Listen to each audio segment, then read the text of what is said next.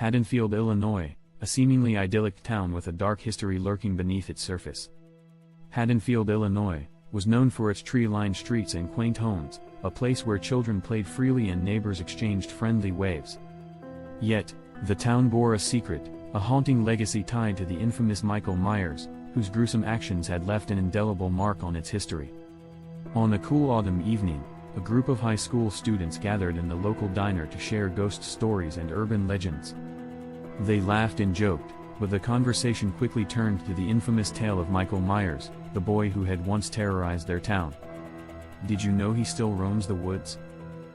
Sarah teased, her eyes sparkling with mischief. "They say if you wander too far, you can hear him breathing." "Stop it.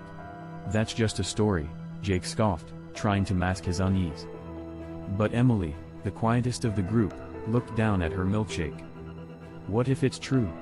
My mom always said the past never really leaves Haddonfield." That night, as the moon hung high in the sky, the friends decided to venture into the nearby woods, driven by a mix of bravado and fear. They carried flashlights, their laughter echoing in the stillness, unaware that their playful venture would awaken long-buried shadows. As they entered the woods, the atmosphere shifted. The trees loomed ominously, their branches twisting like skeletal fingers. The laughter faded, replaced by an unsettling silence that felt heavy in the air. "Guys, maybe we should turn back," Emily suggested, her voice barely above a whisper. "Come on, don't be scared," Jake replied, but even he felt a chill creep up his spine. They pressed on until they stumbled upon an abandoned house, its windows shattered and door hanging ajar. Curiosity piqued, they decided to explore, stepping into the dust-laden darkness. Inside, the remnants of a life once lived were scattered about, old photographs, broken furniture, and an unsettling sense of abandonment.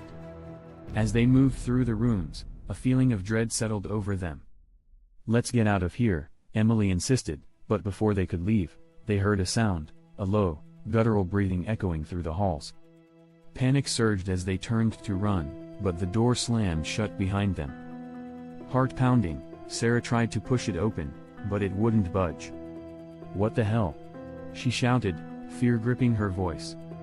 Suddenly, a figure appeared in the shadows, a tall silhouette, wearing a white mask and a dark jumpsuit. The students froze, terror rooting them to the spot. "Michael Myers!" Jake gasped, and the air felt electric with fear. The aftermath, Michael Myers. The next day the students never showed up for class. Jake told his parents he was spending the night with his friends and vice versa. There was no last known location for the group.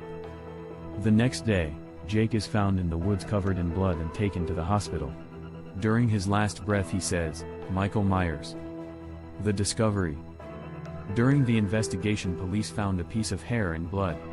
DNA analysis was not invented at the time of 1978, so there was no trace linking the crime to Michael. The next day the other teens were found and taken to the morgue. The crimes that occurred the night of Halloween remains unsolved to this day. Many dismissed the story as a prank, but the fear lingered in the hearts of the townspeople. Years later, as a memorial stood in the town square honoring the victims of violence on Halloween, the townsfolk shared stories of resilience. The story of Michael Myers remained a cautionary tale woven into the fabric of Haddonfield, a reminder that darkness may always linger in this small town of Haddonfield, Illinois.